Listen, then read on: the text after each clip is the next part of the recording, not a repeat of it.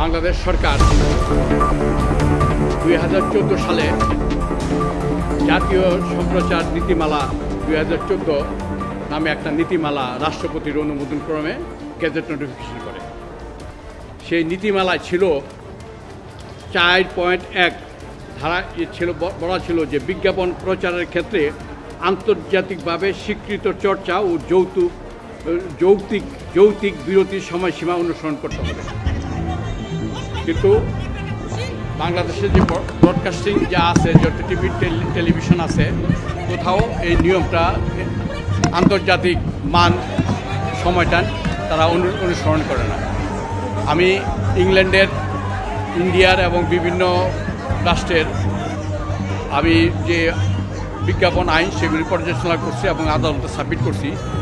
দেখা যায় যে ইংল্যান্ডে তারা প্রতি ঘন্টায় মাত্র 7 মিনিট বিজ্ঞাপনের জন্য ব্যয় করতে পারে।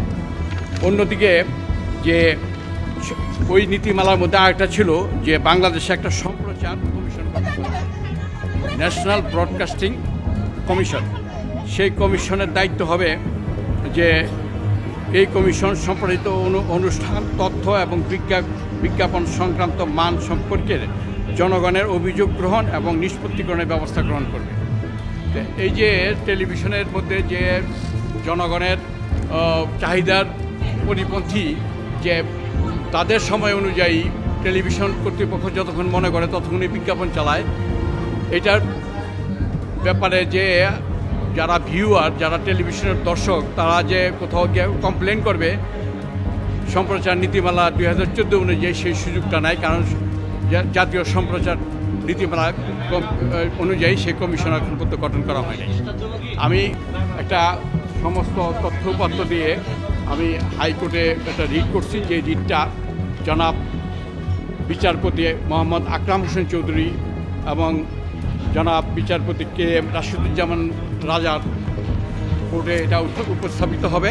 এই রিট নাম্বার হলো 2926 এবং আমার দাবিটা হলো যে আন্তর্জাতিক মিডিয়াতে যেভাবে যেই সব প্রতি ঘন্টায় যেই সময়টা নির্ধারণ করা আছে, আমার দাবি হলো যে প্রতি ঘন্টা 7 মিনিটের উপরে তারা এই বিজ্ঞাপনের জন্য ব্যবহার করতে পারবে না। আরেকটা হলো এই রিট করার 30 দিনের মধ্যে জাতীয় সম্প্রচার নীতিমালা গঠন করার জন্য আদালত নির্দেশনা চেয়ে আমি রিটটা দাখিল করছি।